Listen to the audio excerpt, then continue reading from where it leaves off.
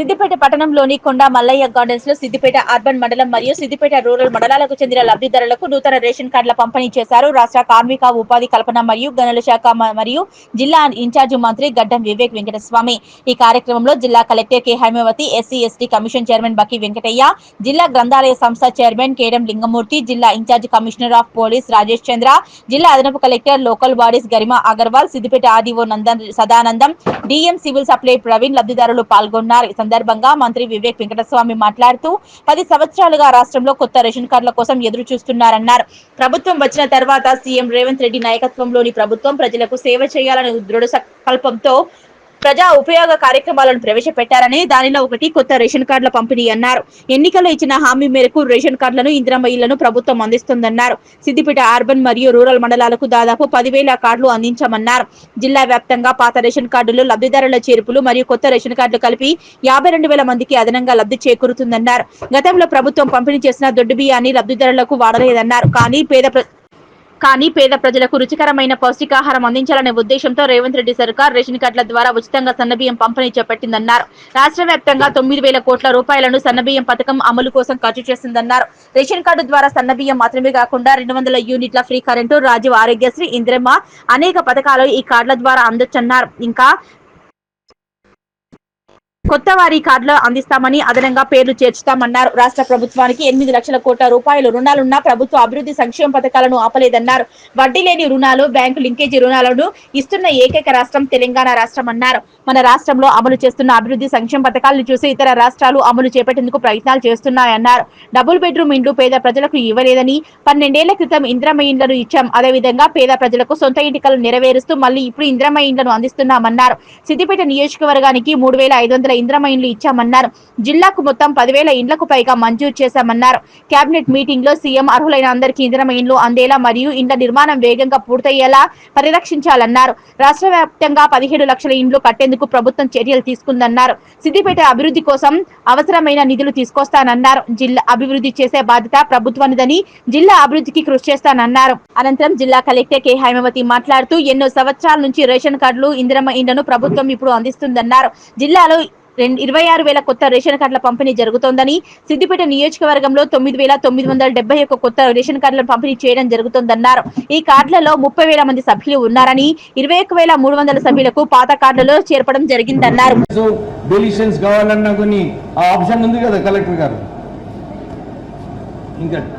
So మీకు కూడా ఎక్కడ కార్డుల ఇబ్బంది లేకుండా రాష్ట్ర మన కలెక్టర్ గారు మీ అందరికీ కూడా కొత్త కార్డులు ఇవ్వబడును.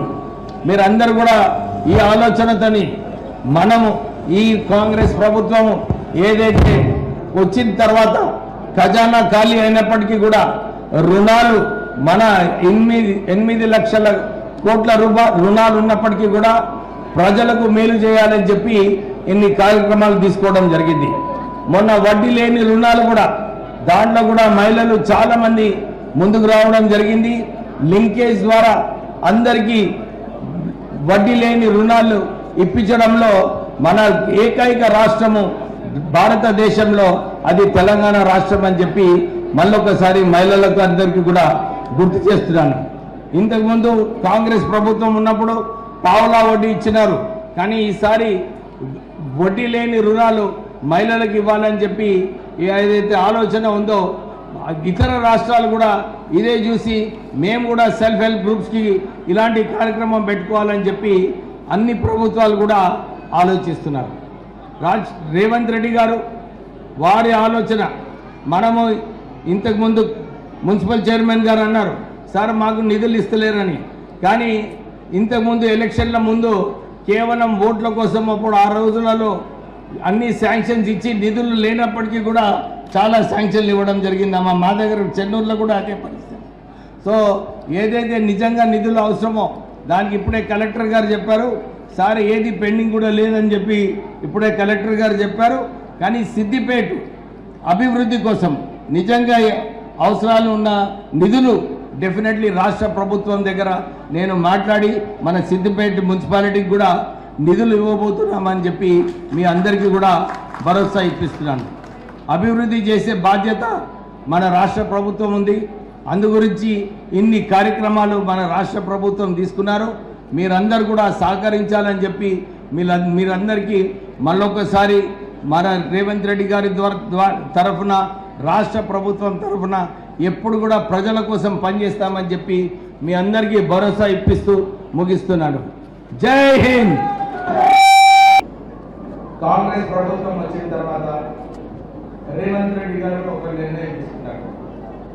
ప్రజల సమస్యలు ఏమున్నాయి, ప్రజల గురించి ఏం కార్యక్రమం తీసుకోవాలి, ప్రజలకు ఎట్లా మేలు చేయాలని చెప్పి ఆ ఆలోచనతో కాంగ్రెస్ ప్రభుత్వం పరిపాలిస్తుంది.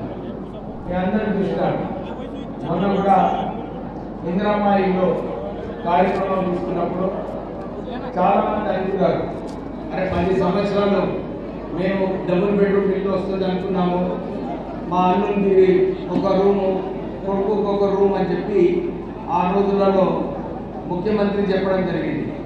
కానీ ప్రజలకు డబుల్ బెడ్రూమ్ ఇల్లు రాలేదు.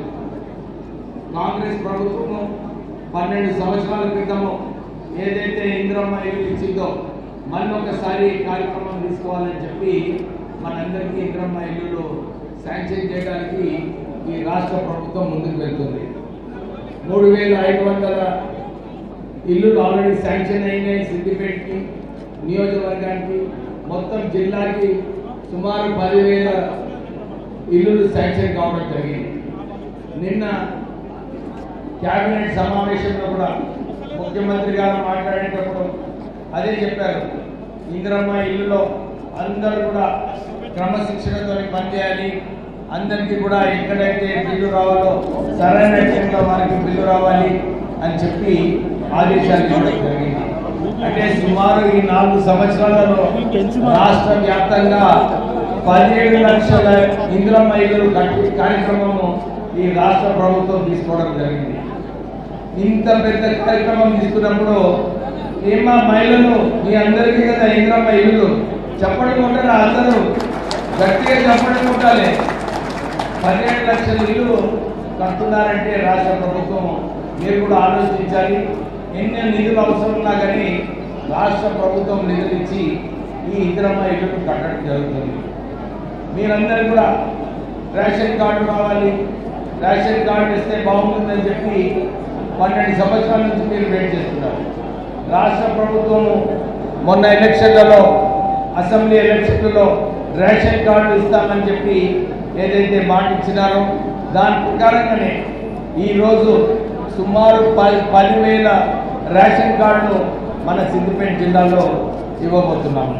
దాంతోపాటు ఈ కొత్త అడిషన్స్ ఏదైతే రేషన్ కార్డుకి రావాలో మన జిల్లాకే 52,000 అడిషన్స్, అంటే ఇంకా 52,000 మంది వీళ్ళందరికీ రేషన్స్ వచ్చే అవకాశము ఈ రేషన్ కార్డుల ద్వారా ఈరోజు రాష్ట్ర ప్రభుత్వము కాంగ్రెస్ ప్రభుత్వము ప్రజలకు అందరికీ కూడా అందజేయబోతున్నారు.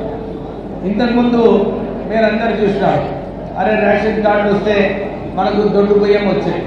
ఈ దొడ్డు బియ్యం కూడా చాలామంది సరిగా వాడుకోలేదు.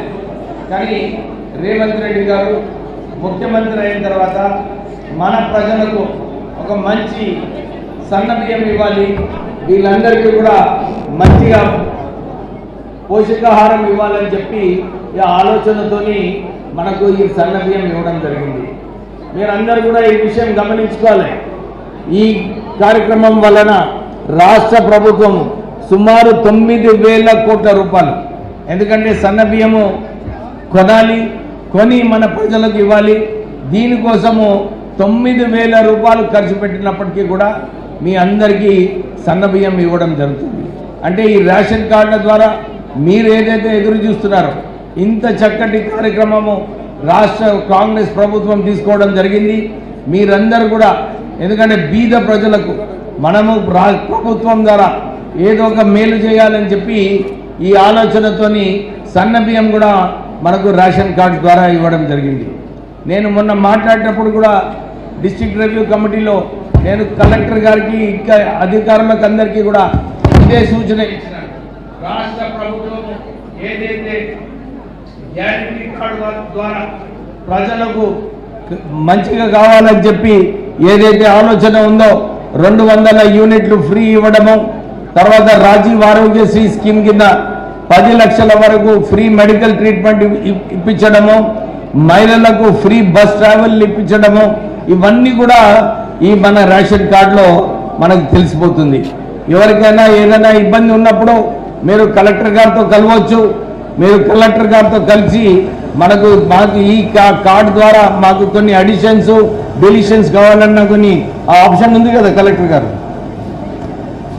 ఇంకా సో మీకు కూడా ఎక్కడ కార్డుల ఇబ్బంది లేకుండా రాష్ట్ర మన కలెక్టర్ గారు మీ అందరికీ కూడా కొత్త కార్డులు ఇవ్వబడును. మీరందరూ కూడా ఈ ఆలోచనతోని మనము ఈ కాంగ్రెస్ ప్రభుత్వం ఏదైతే వచ్చిన తర్వాత ఖజానా ఖాళీ అయినప్పటికీ కూడా రుణాలు మన 8 లక్షల కోట్ల రుణాలు ఉన్నప్పటికీ కూడా ప్రజలకు మేలు చేయాలని చెప్పి ఇన్ని కార్యక్రమాలు తీసుకోవడం జరిగింది. మొన్న వడ్డీ లేని రుణాలు కూడా దాంట్లో కూడా మహిళలు చాలా మంది ముందు